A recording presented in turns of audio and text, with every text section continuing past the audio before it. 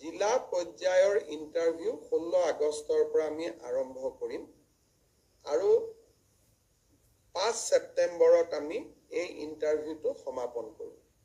নিৰ্ভৰশীল অসম অভিযান এই স্কিমটোত আমি 2 লাখ টকা কৰি এজন নিবনুৱা যুৱক যুৱতীক নিজৰ উদ্যোগ স্থাপন কৰাৰ বাবে আমি সহায় কৰিম। এনেকুৱা এটা আঁচনি আছিল, 1 লাখ ঘূৰাই দিব, 1 লাখ ঘূৰাই দিব নালাগে।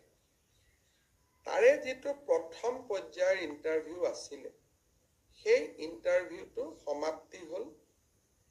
এতিয়া 1:2 অৰ্থাৎ প্ৰথম বছৰ আমি 30,000 লোকক যুৱক যুৱতীক এই সহায়টো কৰিম আৰু তাৰ পিছত আমি আৰু 70,000 ল'ৰা ছোৱালীক কৰিম দ্বিতীয় পৰ্যায়ত।